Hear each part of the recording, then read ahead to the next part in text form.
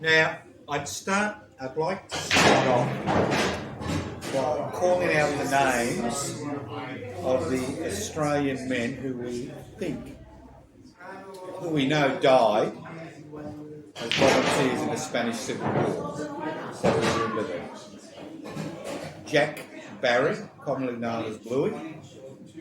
Ralph Bainham. Jack Burgess. Percival Butler. Ted Dixon. Harry Haynes. Cormac McKenzie. Bill Morecambe. Tom Murphy.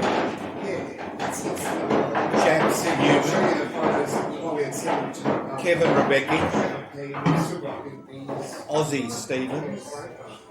Jack Stevens. Jack Stewart. John Torches. Leslie White.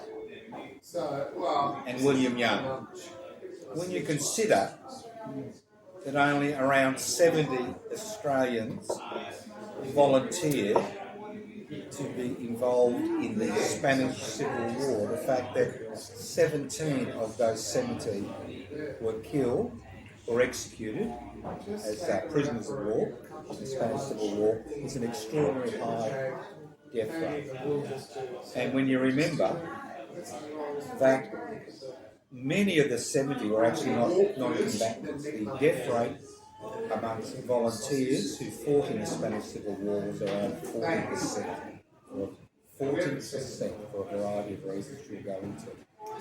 Now, why is it important to talk about the Spanish Civil War 90 years after it started?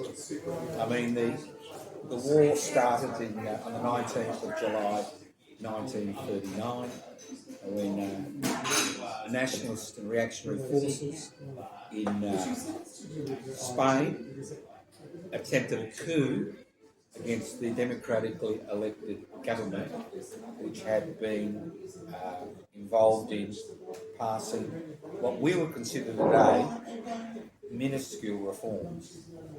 Things like recognising children who were born out of wedlock, things as radical as that.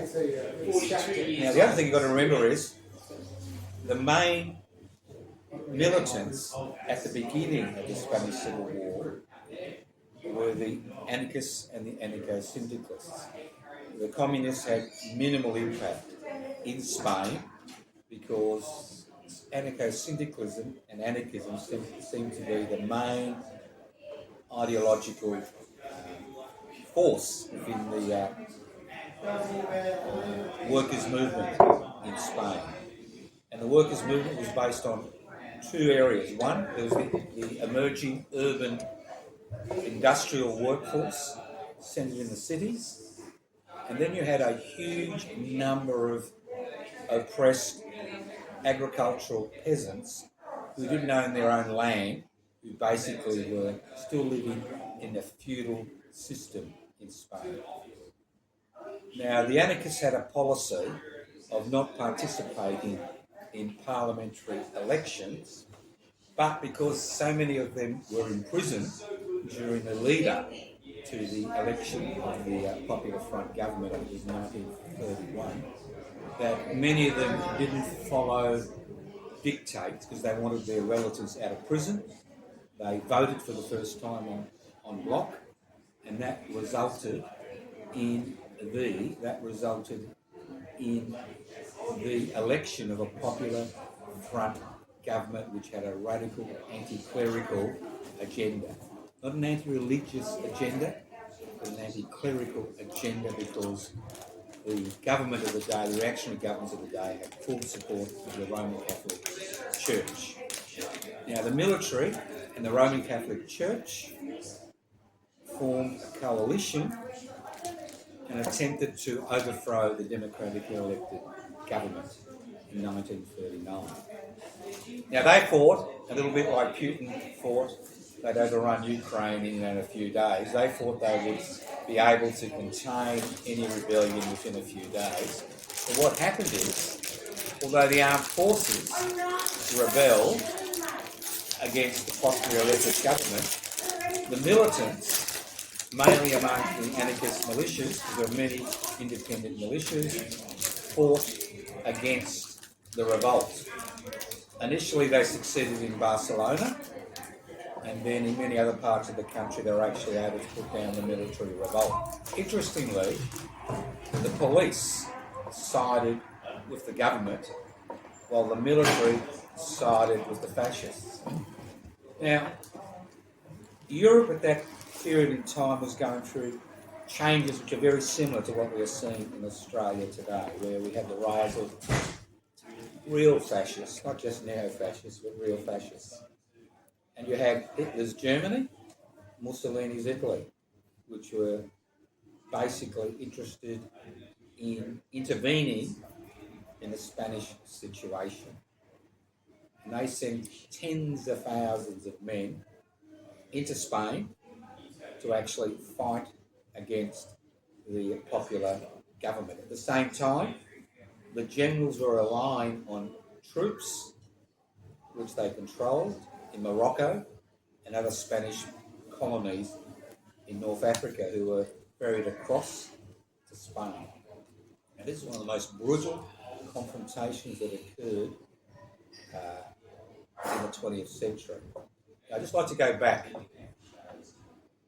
Anybody who didn't understand the nature of World War I and why 20 million people died, and most of them were actually soldiers, not civilians, in World War I, needed to look at the American Civil War 50 years previously, and we saw the industrialisation of warfare. In the American Civil War, over 1 million men and women, mainly men, died in that conflict because of the industrialisation of warfare, the invention of weapons which could cause mass destruction. The same thing happened in Spain. What we saw is that the Germans under Hitler and the Italians, which had over 80,000 troops in Spain, under Mussolini, were trialling their equipment, mainly on terrorising the civilian population. While the nationalist forces, the rebel forces, were executing prisoners, executing whole villages, machine gunning hundreds, if not thousands of people in bull rings to tear up. The Luftwaffe was using their weapons, and those of you who are familiar with Mr. Picasso and Guernica, I mean, that was his reaction to that. So what we saw is a change in warfare where the civilian population were the major target. This didn't happen in World War I.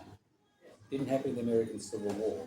But we now had technology which allowed the fascist forces to use their technology to try to gain control. Now, what has that got to do with Australia?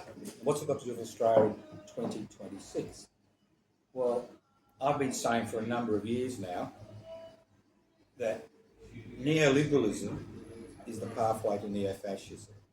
What we saw in between World War I and World War II is we saw the collapse of democratic institutions, and we saw the emergence of authoritarian governments because the democratic institutions were actually not able to satisfy people's demands. Now, neoliberalism has been a total failure for the majority of people in this country.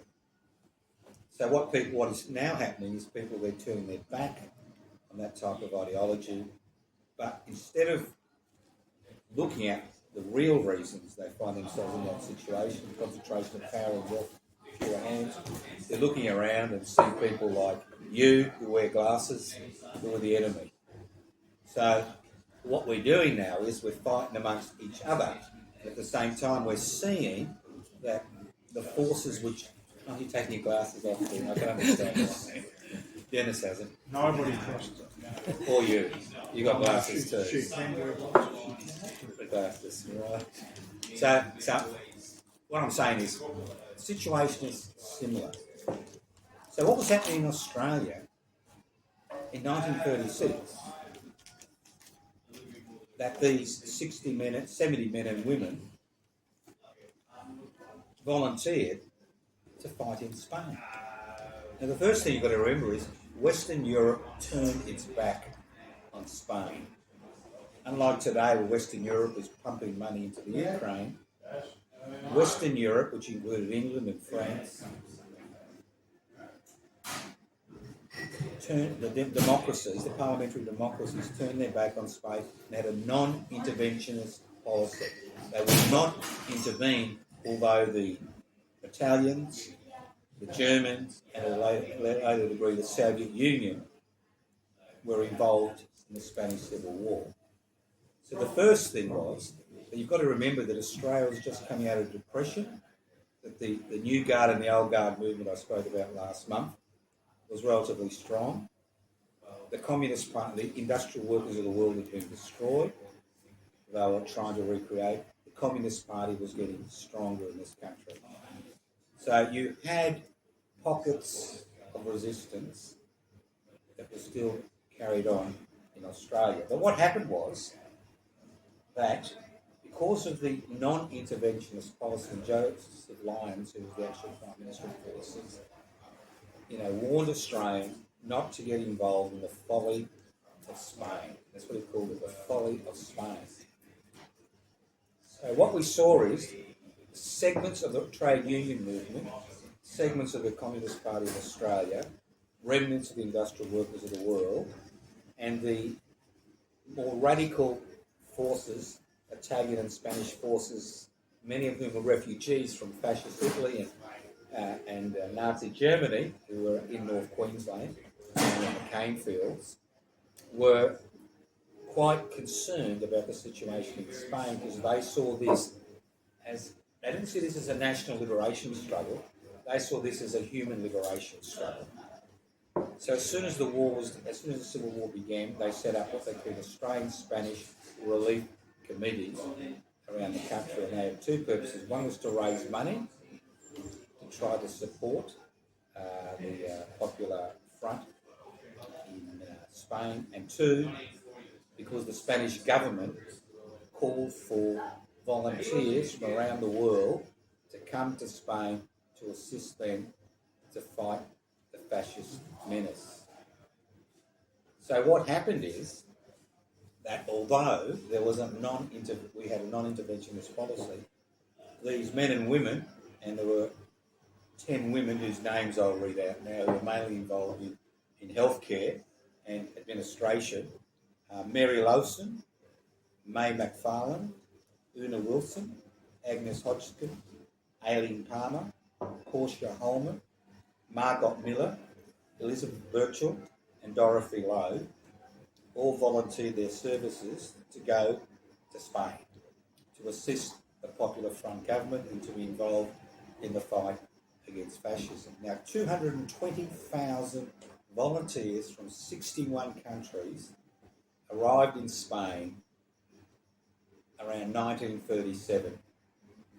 But of those 220,000, most of them were involved in health, providing health services or assisting the administration, and only 35,000 actually were involved. Most of them were involved in what are called the International Brigades, which were brigades which were set up basically by the Communist Party, fighting brigades which fought alongside Spanish units. Now, the interesting thing is, although it's quite tragic, and that's why I read out all those names,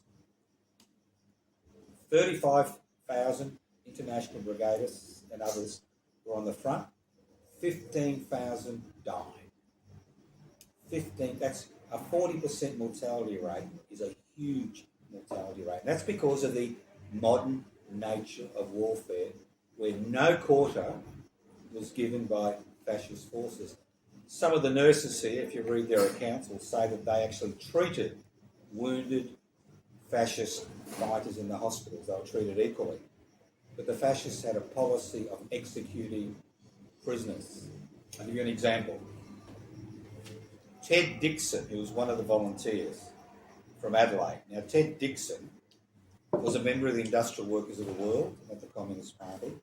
He was the editor of a a new version of direct action in Adelaide in 1928.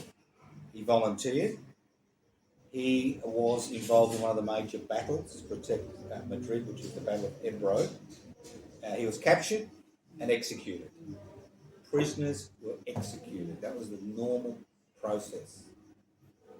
Wives of prisoners that were executed were then given out to the nationalist soldiers as sex slaves. This was normal practice. Children were killed. This was over 1 million Spaniards, from a population of about 35 million, died within 3 years. 80% of them were from supporting the Popular Front government. Even today, they're uncovering mass graves over Spain. Now, I'll give you an example. So why do these men and women go there? They went there because they thought this was a struggle worth supporting. It was about human liberation. They went there against the orders of the liberal, well, it was the UAP. National, UAP. United Australia Party, against their wishes, and they had to pay their own way. Some of them stowed away on ships to get to Spain, to get to Europe, and they had to cross the Pyrenees on foot because the Italian Navy was torpedoing ships. Of these names I've read out, we think about 10 Australians were killed when the city of Barcelona, which was a ship which was taking what they call brigadists, International Brigade people, to fight in Spain, was torpedoed off the coast of Barcelona. So it's an all-out war. It's the first time you've got air power, you've got arms on the ground, you've got submarines, and you've got the civilian population as the major casualty. It was about creating terror amongst the civilian population.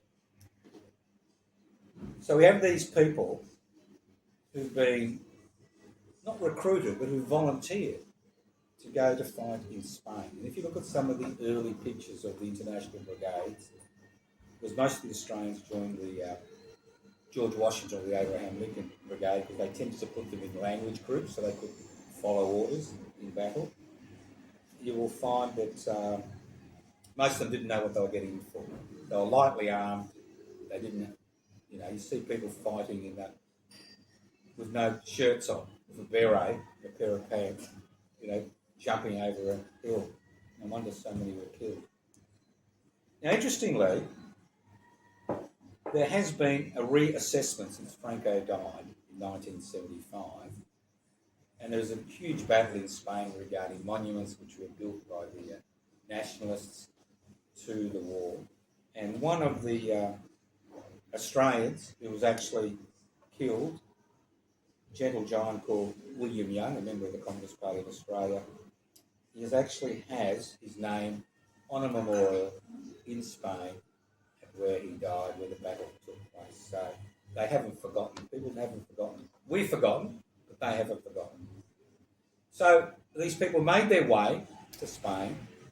Some fought in the International Brigades. Some fought alongside some of the militias. Now, I've only met one person who volunteered to fight in the Spanish Civil War, and that was Harvey Buttonshaw. Now, he's an extraordinary little bloke. First time I saw him was he turned up at the Australian Anarchist Centenary celebrations on the 1st of May, 1986, this wizened little white-haired bloke who was carrying a 4-litre cask of wine. So you've got to say hello. So we got to talking, and over the next few years I got to know Harvey. He lived in Lavers Hill, and he was the original greenie. He had no sewerage. He lived totally off-grid. This is in the He came to Australia in 1949 as an immigrant from Britain, because he was born in Britain initially. He lived totally, no sewage, no electricity. He just lived in a hut, basically, at Lavers Hill. And obviously he was suffering from post-traumatic stress disorder because of his experiences in Spain. But it's an interesting story. He originally was born in England, came across in 37, the beginning of 1937. He joined what was called the Poum Brigade, P-O-U-M, which was a kind of a libertarian Trotskyist, if you know such a thing, brigade. And he was a friend of George Orwell. And the story goes that George Orwell was a bit fidgety and he kept putting his head above the parapet in the trench. And he said to George, "You're going to get shot." And George Orwell got shot through the neck, but they missed all the vital organs. And that's documented. Now, what happened is the Poum Brigade dissolved by the end of 1937, and he was at a loss what to do. So he was actually incorporated into some of the anarchist independent militias which were fighting in the Spanish Civil War. When the Popular Front government collapsed in April 1939, he crossed across the Pyrenees because he knew that if he was caught, he'd be shot. He found himself in France, just beginning World War II. He was trying to get back to England, but he couldn't get a voyage. And he was advised to join the French Foreign Legion. And this sounds like a boy's own story, but it's not. He joined the French Foreign Legion to get out of Europe. He was sent to West Africa by the Vichy French. By this time, the Nazis had invaded France and divided it into two to look after the African colonies. Him and 3 others deserted. They crossed the Sahara Desert. 2 of them died at first. He made it to the other side. It gets better. He made it to the other side. And they eventually surrendered to an English regiment in Libya. And he was put on a ship. The ship was torpedoed. There were 6 survivors. No wonder this place got post-traumatic. And he eventually got back to England. Then he migrated to Australia in 1949. And I said to Harvey, I said, here I am, I'm 30-something, and this old bloke has been through all this. And I said, Harvey, can you give me some advice? What's life all about? He said, Joe, he said, I was standing between 2 blokes in the Spanish Civil War. The bloke on the left collapsed because he'd just been shot. The bloke on the right collapsed because he's just been shot. And I'm waiting for the bullet that never came. And he said, life is dumb fucking luck. He says, there's no right, there's no wrong, there's no reason. I'm alive because I was lucky. But obviously it had a profound impact on him. Now, I thought he was a bullshit artist, all right? And a few years later, he died in 1993. I came across a friend of his and I said, I haven't seen Harvey for a while. He still was. Yeah, he said he's in France. And I said, why is he in France? And he said, he's a guest of the French government because he's getting the highest military honour that the country can bestow on someone. Because they recognised the people who fought, in the Spanish Civil War. We didn't. Now, those of you who know trades law may have gone into the courtyard. You go through the Lygon Street entrance and you will see a monument to the Australians who fought in the Spanish Civil War. That was only opened in 2024 and mainly because of pushing from the family of Kevin Rebecki, who was one of the men who was killed in the Spanish Civil War. And they raised money, and obviously nobody wants to erect a monument publicly, and the only place they had it erected was in the trade hall. That's worth a look at, They've got a nurse and a bloke in a beret at the top, and then all the names, and then they've got the symbol of the International Brigades. I think it's well done. It doesn't say the International, but that all the volunteers were members of the Communist Party. They were. Now, I'll speak about the women volunteers because they're an interesting group. Because you've got to remember that any women that were captured by the nationalist forces, if they were supposed to be part of the Popular Front, were basically used as sexual commodities and given away to soldiers, as their personal toys. So these women took great risks going there. Now, the Australian Spanish Relief Fund organised for 4 nurses to go to Spain to assist the wounded. And their names were Mary Lowson, May McFarlane, Una Wilson, and Agnes Hodgson. Interestingly, the first three were members of the Communist Party. Agnes Hodgkin wasn't. Now, as soon as they got to Spain, Mary Lowson told the authorities that Agnes Hodgkinson was a nationalist spy. The other two nurses said, look, if you continue with this bullshit and anything happens to Agnes, we're going back to Australia.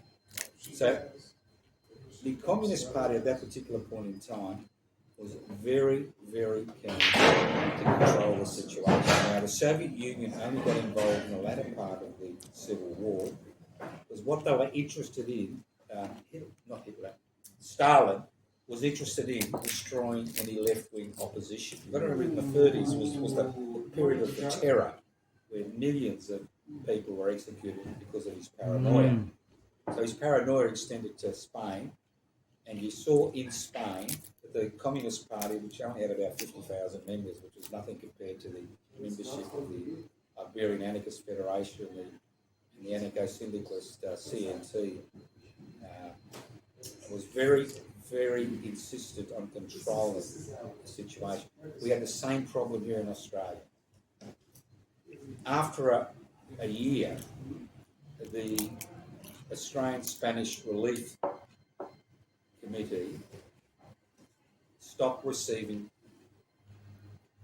donations from the anarchists, Spanish anarchists and Italian anarchists in North Queensland. And they were sending their money directly to the CNT through an organisation called the International Anti-Fascist Fund, which collected money to be used by the non-authoritarian left in Spain.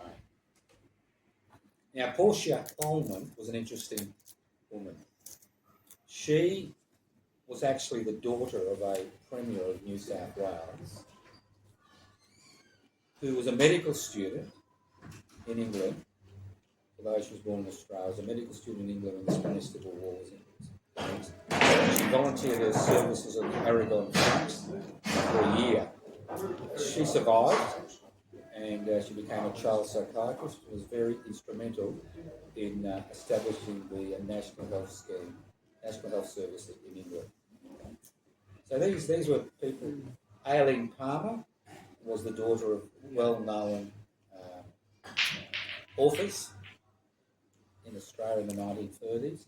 She went out there to help with administration. Now, all of these women survived, all of them returned. In 1938, what happened was that the International Brigades were repatriated back to where they came from, those that had survived, because everybody could see the writing on the wall for the Popular Front government, because it collapsed totally by April 1939. So, because if these people had been captured, they would have been executed on the spot by Ted Nixon. They would have been executed. And in many regards, the non-authoritarian left lost the battle because of their humanitarian attitudes to other people. As I said before, if you read Agnes Hodgson's recollections, she's a book on it, you can see that they treated all the wounded equally, unlike what happens in Gaza. So what you saw in Spain in 1939 is the same policies that have been used in Gaza in the last few years. Because when these nurses first arrived, they thought that if they had the Red Cross flag, that they would be safe. They were told that that was actually an invitation to be bombed by the nationalist forces, and they disbelieved it. They put up the Red Cross flag and they were bombed. So what we saw was the destruction of ambulances, the destruction of hospitals, wholesale executions. We saw how these forces worked, and the introduction of foreign troops into the Civil War while the West stood on its haunches. Now, there was one gentleman I have not mentioned, and that was a devout Roman Catholic called Nugent Bull. Now, he volunteered to fight with the nationalists. He was the only Australian that volunteered to fight with the nationalists. He went across to Spain. He never actually saw any fighting, but he was the chauffeur of one of the Phalangist generals. Now, the irony was that when World War II broke out, he returned to Britain, joined the Royal Air Force, and was shot down over Germany in 1940. That was the irony of it all. So here he is supporting the fascists, and he then comes back to Britain. See, a lot of these people really didn't understand the politics. They understood that what they were seeing was potentially evil because of the damage it was doing to people. They didn't understand the actual politics. A lot of people forget that most members of the Communist Party in Australia were decent human beings who joined the party because it was the main left political organisation, and they felt that if they joined the party, they could do something for other people. That was people like Jim McNeill. Jim McNeill, who survived, he was wounded twice. He was a metal worker from Wollongong. He fought in the International Brigades. He came back to Australia in 1939, and he joined the Australian Armed Forces the first day that the war was declared against the Nazis in Europe. Now, he was discharged a few years later because of his wounds that he received during the Spanish Civil War. Now, he was a decent human being who went to fight because he believed, and in his exact words, this was not a war about national liberation. This is a war about human liberation. This is a war about creating a more egalitarian community. Now, the fact is that when the survivors returned to Australia, they were treated as enemy aliens. Because at this particular point in time, the Australian government of the United Australia Party, led by Robert Menzies, Big Iron Bob, fully supported the fascist outrages in Spain. In July, and this is a direct quote, I can't even make up this stuff, it makes Trump look normal, but in July 1939, Robert Menzies said, "History will label Hitler as one of the truly great men of the century." 6 weeks later, we declared war on Nazi Germany. And this is the man who then continued to be Prime Minister for the next 25 years and kept this country in the dark for 25 years and was instrumental in the Vietnam War. Big Iron Bob, because they were still exporting iron ore to the Japanese after all the atrocities they committed in China, the fact that it was obviously fully militarised. So it was a great quote. I couldn't believe when I found it. It said, I'm not reading it out, I'm telling you from my brain. Hitler will be labelled in history as one of the greatest men of the century. I can understand people saying that in 1934 or 35, but this is July 1939, 6 weeks before. You've got to remember that Australia, as we spoke about last month, it's on the YouTube,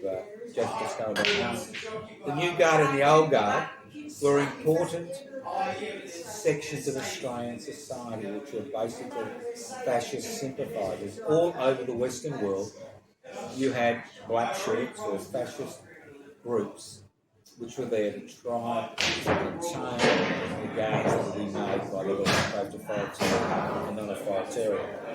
So, it's a very sad story. But the dilemma is that we tend to have forgotten. I'll just say a few more names that are interesting. I mentioned some of the people from North Queensland. Ernesto Barreto was an Australian citizen who fled Mussolini's fascist Italy in 1925 as a political refugee.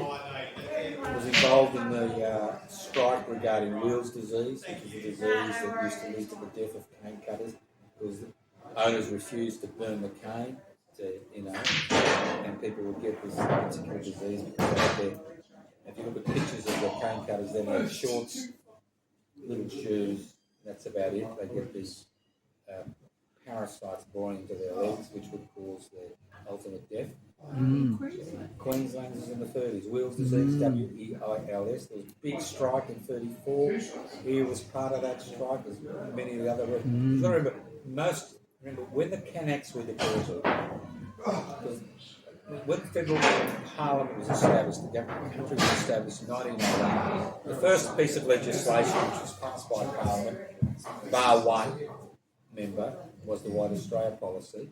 The second policy was the Kanak deportation policies. The Kanaks had been brought into Queensland and northern New South Wales to work on the cane fields because the indigenous population had been almost wiped out. And they needed a labour force, and they couldn't get Europeans to work in the cane fields. So when the Kanaks were deported, there was a labour shortage. So what happened in the 1920s, people talk about immigration today. In the 1920s, you had almost 120,000 immigrants every year coming to Australia because the government of the day had decided that they were going to make this a low-wage export economy. And to have a low-wage export economy, you need immigrants. So where do these immigrants come from? Not from Europe, Northern Europe. They came from Italy, they came from Malta, they came from Spain, they came from Portugal. And they were not considered to be whites in the terminology. Southern Europeans were not whites, and they were fit to work in the cane fields of North Queensland. So you had these large communities which had been radicalised because many of them were refugees. I'll give you an example. I don't know if you remember, you wouldn't remember the Matteotti Club, none of us were alive. But Matteotti was an Italian politician who was murdered by Mussolini and his henchmen. Now, anarchists who came to live in Melbourne as refugees in the 1920s attempted to influence the trade union movement in this country regarding the evils of fascism, because fascism was very strong amongst trade unionists in the 1920s in this country. So they formed the Matteotti Club, and if you go to Trades Hall, if you look across the road from Victoria Parade, you'll notice the Victoria Opera building. Now that was the building which was rented by Francesco Fantini and a number of other Italian anarchists to act as a social centre which interacted with Trades Hall in Melbourne, which influenced trade unionists at that time that were, looking at joining groups like the New Guard and the Old Guard, which influenced them regarding the horrors that was happening in Europe. We've got to remember, at that particular point in time, almost everybody in authority, in Parliament, the state and federal level, had good things to say about Mussolini's Italy and Hitler's Germany. Remember the 1936 Olympics? Remember, you've got to remember, not to remember, but I'm just saying, if you look at the literature, there were people saying they were Nazis who were in Parliament in this country because democracy had failed, that you needed a strong leader, that you needed some type of authoritarian structure in order to, destroy the left-wing menace. Now, interestingly, I don't want to bore you completely, but interestingly, the beginning of the DLP, the Democratic Labour Party, and the split between the groupers and the ALP in the 1950s is directly linked to the Spanish Revolution. Because before the Spanish Revolution, Roman Catholics, who made up about 20% of the population, were mainly Irish. And during World War I, Archbishop Mannix and the Catholic Church were some of the most strident opponents to conscription, because of what had happened in Dublin during the 1916 revolt. But the Spanish Revolution was different because the Popular Front government was fighting on two fronts. They were fighting the Catholic Church, which had hundreds of years of influence and institutional power in Spain, and they owned many of the largest states, which they tried to continue to own. They also were responsible for the type of reactionary cultural and social milieu people were involved in. So what we saw in 1936 was the Roman Catholic Church in Australia moving towards fascism, and they were great supporters of the nationalists and the phalangists during the Spanish Civil War. So this laid the seeds for the forthcoming battle in the Labor Party between the Catholics, who are obviously anti-communist and anti-abortion, anti-this and anti-that, and the rest of the Labor Party, which was moving in a little bit more progressive manner. So you can actually see the beginnings of that division because priests in Australia were preaching from the pulpit to their congregations not to give money to the Spanish relief committees, not to support any of these people that have gone overseas, because the Popular Front government in Spain was passing legislation which was undermining the church. Now, most Spaniards at that particular point in time were not anti-religion, as we're told. They were anti-clericism. They were anti the Catholic Church, basically. They were anti the ministry, because the ministry, as we saw in England with the Church of England, had entwined itself with the landowners and the factory owners and always took their side. As we saw in England, when we saw the rise of the Methodist Church, and the Methodists, as a reaction to the fact that the Anglican Church had been incorporated into the English ruling classes. So in many ways, that. So there's, well, there you are. You'll find that most Labor Party members were Methodists, unless they were Catholics, but then the Catholics left. Remember Vince Gay? DLP? Good old Vince Gay? Here's the Vince Gay. Good old Vince. So all I'm saying is, when these men came back, although many of them volunteered to fight in World War II, they were spied on, they were harassed, they weren't able to get jobs, they weren't recognised, they were basically totally marginalised. So what happened is we lost our collective memory of what they had done. There are two monuments, as I said, one erected in 2024 in the forecourt of the Melbourne Trades Hall. And there's another one erected in 1993 in the Lennox Gardens in Canberra, which was actually opened by the Spanish ambassador. Because with the death of Franco, we saw the rewriting of history. Not only did we see the rewriting of history, we are now seeing the exhumation of thousands of people that were executed by the nationalists and buried in unmarked graves across Spain.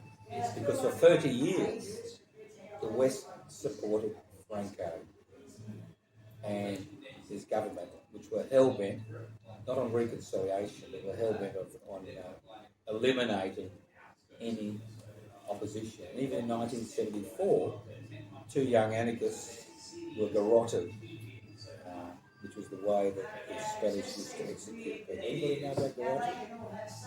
Yeah. What you do is you put a wire around here, and you've got a stick, and you just slowly strangle. It's garroting. Very popular method of execution. So I'm saying that 90 years later, we should respect them, at least pay some respect, because they did pay the ultimate price. Now, every 25th of April, we see respect for those people who've been killed in war in this country. Many are fighting for wars that are hard to justify. But here we have men and women. You go Some gave up their lives, some gave up their time, some gave up their careers in order to pursue bigger issues than just economic reform or identity politics, but issues regarding human liberation.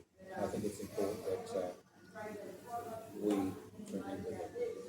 I'd like to read out the names once again of those who have died, and as I read their names, I may say a few things about those that I was able to find something about. Now, there is a lot of literature about the Australian volunteers.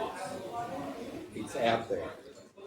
Nothing's been written of any substance since the last 40 years, but for the first 50 years, while survivors were alive, there are memoirs. You can look it up on the World Wide Web. You can find out their history and about them.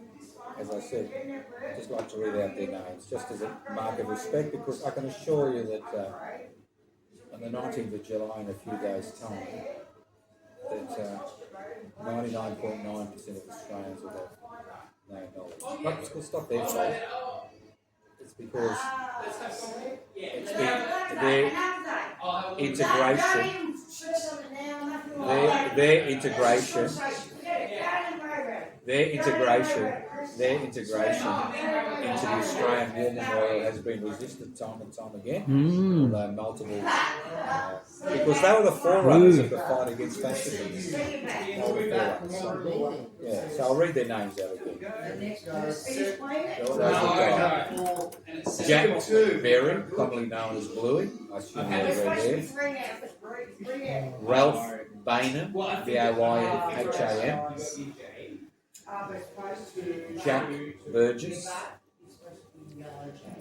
Remember, these were men in their 20s and 30s. People with a life ahead of them. Percival Butler. Ted Dixon, executed as a prisoner of war. Harry Haynes. Who's the old dog around here? Cormac Mackenzie. Bill Morcom. Tom Murphy. Jack Newman. Kevin Rebecki. Ozzie Stevens. We don't even remember his first name. Jack Stevens. Jack Stewart. John Torches. Leslie White. And William Young, who died in the Battle of Edinburgh in 1938. I mean, everyone's got a story. Now, there could be other people who died to which there was no record, because you've got to remember that some people went there as not as members of International Brigades, they went there on their own bar, especially Spanish and Italian refugees from North Queensland. One of the ones who survived was Ernesto Barroto, who his family was told that he had died, but he turned up in Australia. But again, he left Australia and went to live in New Zealand for the rest of his life. Now, I mean, these are extraordinary people, and it is just so tragic that we just forget. And that's the problem with history.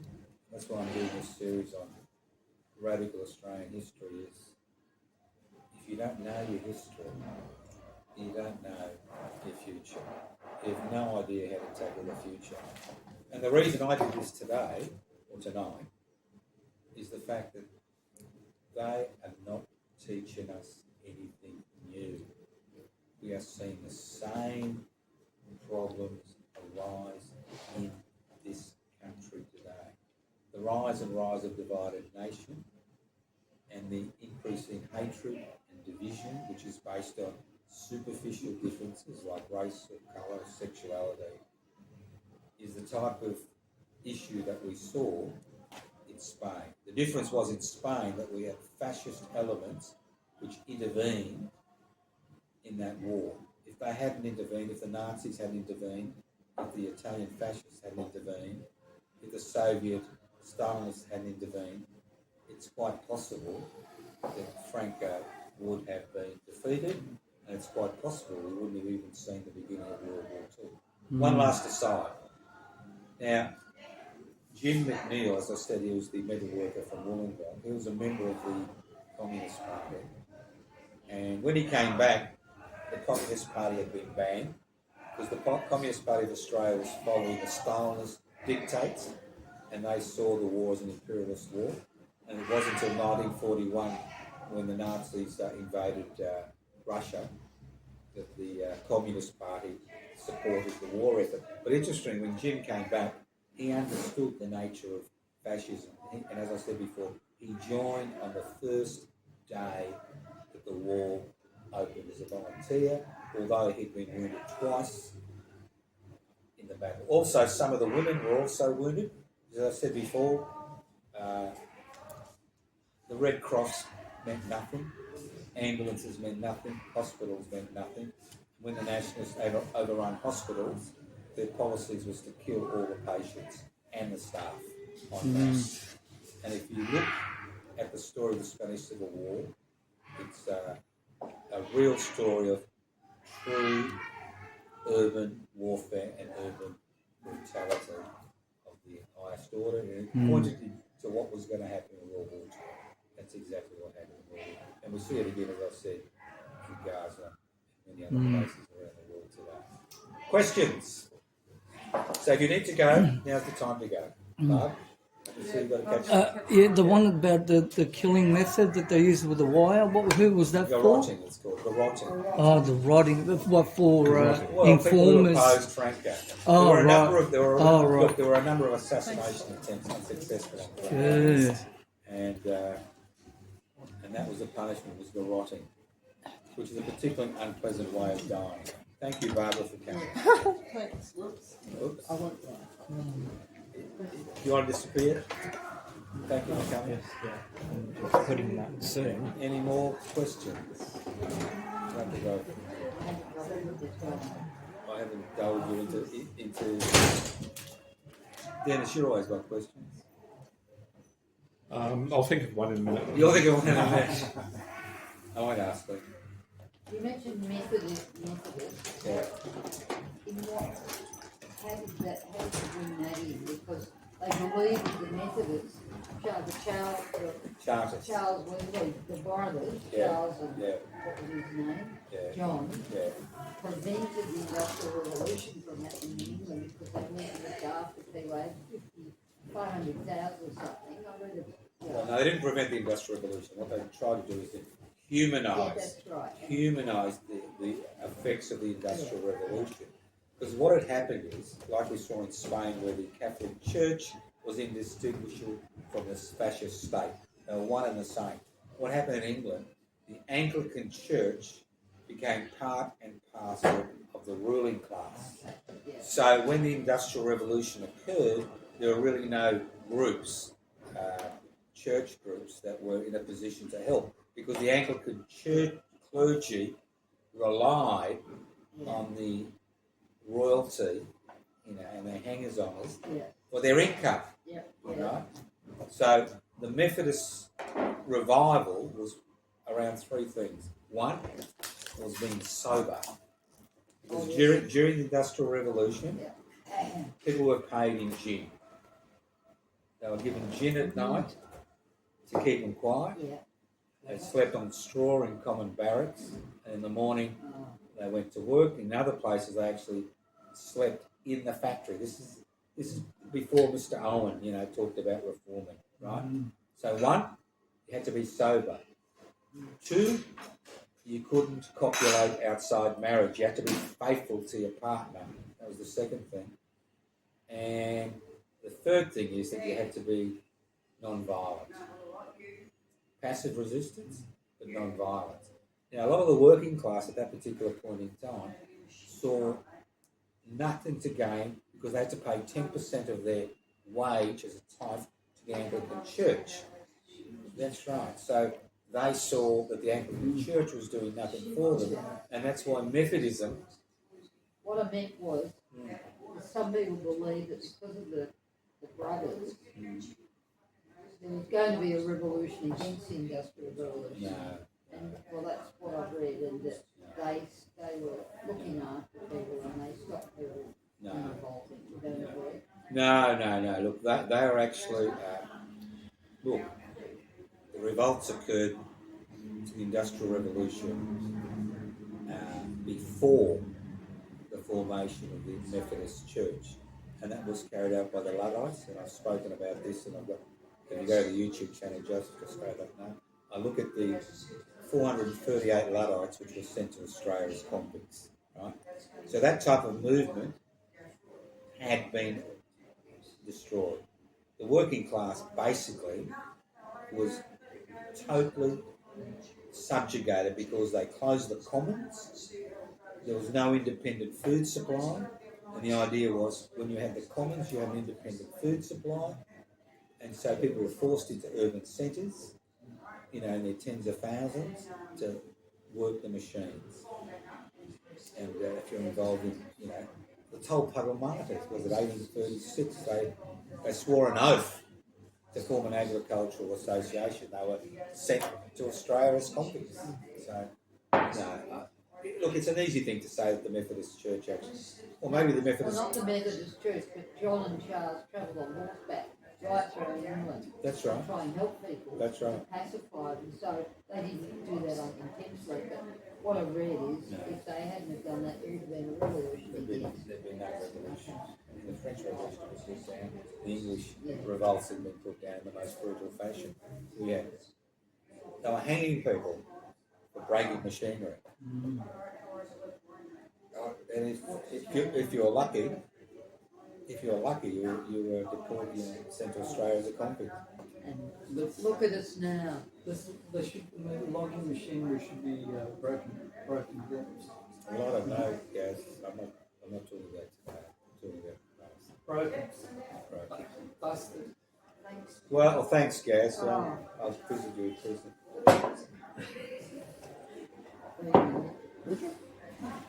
No, I won't waste my time. Anybody stupid enough to talk about it, Gaz. Look, all I can say is we're facing the same problem with AI. Okay? We've got to be smart. I reckon AI is the beginning of a new age in terms of universal basic income.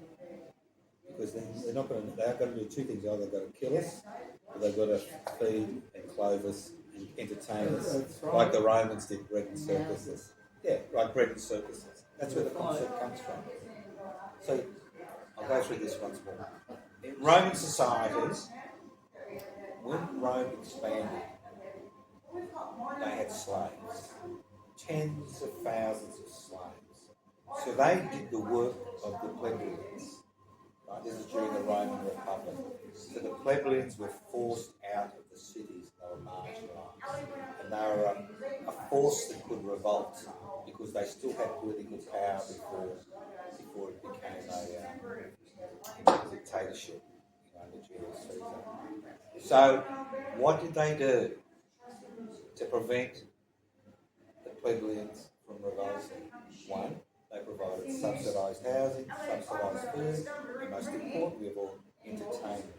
In the 1st century AD, you had 246 public holidays a year where you would go to the Colosseum to enjoy yourself. So that's where the concept bread and circuses comes from. Now we don't need slaves, we've got AI. We don't need a lot of people to be involved in the productive process. So what are you going to do? Because once you interfere with a person's ability to earn an income, you have a revolt on your hands. So how long do you think that will take? At least 2 or 3 decades, we'll all be gone. But they have to do something. And, if you want a universal basic income, then you've got to look at the taxation system, you've got to look at natural resources, so all these things flow from it. So that's by the way, but I'm just saying, it's a simple thing. See, when they close the commons, it was to force people into the factories to be used. It's cheap way. You had 4-year-olds working coal. 4-year-olds during the beginning of. And everybody talks about Mr. Owen and his great reforms. I mean, and this is when the Quakers, that's the other religious group which came to synthesis. Because what the Quakers did is because they had resources, they actually set up model villages, model factories, because they believed they had a responsibility to their workers. So the Quakers and the Methodists. I was at Green Common. I was in the tents from the Quakers. All right. And in the tents they had from Minnesota, the Quakers from Minnesota, and they would provide stuff. Yeah. Still. Well, I hope this comes So out. what are we going to do about a place where these names are somewhere, not just a trade hall? Are you thinking of another? I'm not thinking of anything at this stage. I mean, is there a trades hall? What I think you should do, if you're interested, is you should write to the Australian War Memorial and see if we can get them incorporated in the Australian War Memorial. Because they were the first Australians that actually fought and died in the struggle against fascism. So have you got something written that we could take and write a letter to, like something that we could use? It'll be on. I'll put it up on the web. It's josephtoscano.naar.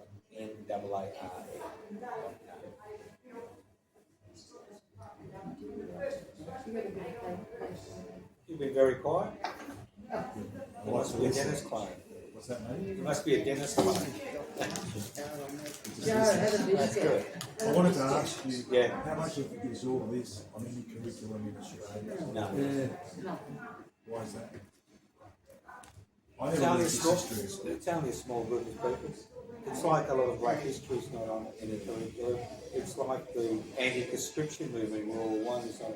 And that's why I'm doing this series of lectures, not just for the people that come here, but to get it videotaped and put it on the net so people can access it if they're interested in how radical parts.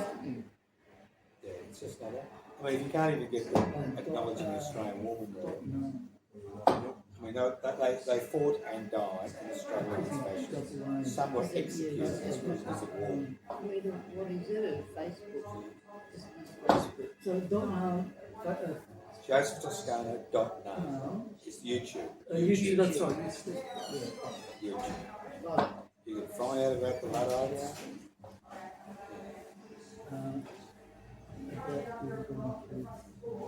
what was the woman's name that? Well, to be brutally honest, I didn't know their names. I knew they'd gone there, and I'd met Harvey, Button Silver, I didn't know who they were.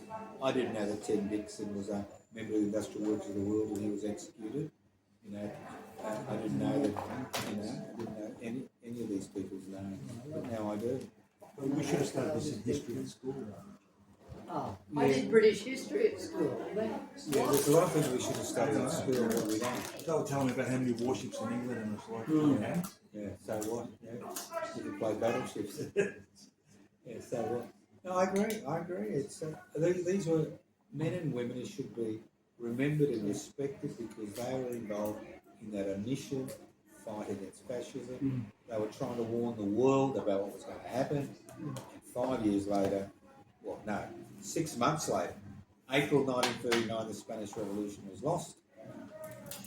August 1939 was the beginning of World War II, and 50 million people died, some in the most brutal circumstances, and the great majority were civilians, men, women and children, just like we saw in Spain. So Spain gave us an idea of what war was going to be like. It's like now. You see what's happening in Gaza or in the Middle East, and you can see that the great majority of people who are killed are not combatants, they're not soldiers, they sit 10,000 kilometres away playing with their drones. It's men and women, children going about their business. 35,000 children killed in Gaza out of 80,000 people killed. Nobody talks about Gaza. What's happened to Trump's Gaza peace plan? Shit, like everything else he talks about. So if you look at the past, it gives you an idea of what could happen in the future. But if you know the past, you can change the future. If you get enough people to get that's what this is about. I'm not doing this because, a quaint historical exercise. I'm doing this to draw parallels between 90 years ago and today, and the struggle really hasn't changed, and the divisions among working people. It's the same crap, It's the immigrant, it's the trans, it's whoever, it's the enemy. Nobody talks about, inequalities in power and wealth, how neoliberalism has increases inequalities, and it's actually pauperised people. So if you're pauperised, you're looking for an enemy. And if you've got a political party that's able to identify somebody because they look different, because they wear a funny hat or something, or they speak a different language, it's very easy. How were they treated in the media? The Australian participants. As far as I know, they were seen as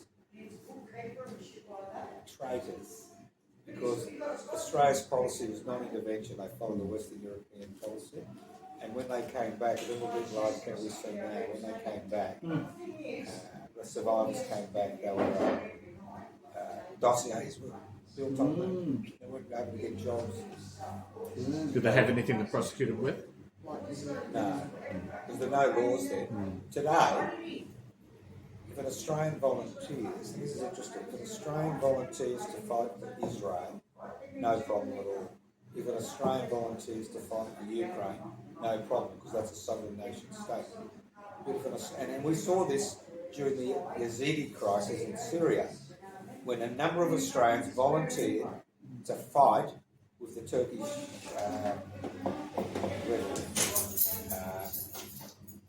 to protect the Yazidis, and they came back. They were liable to prosecution. So any Australian who gets involved in any foreign war which is not being conducted by a sovereign nation state can be jailed for up to 25 years when they return to this country. That's the legislation today. There was no legislation in place then, so they were surveyed. I mean, surveillance was what they used. So say if there's another Spain and you and I decide to But some of them must have gone on to work and to some went on to work. A lot businesses. of them some re-enlisted in the army in some way. Yeah. You know,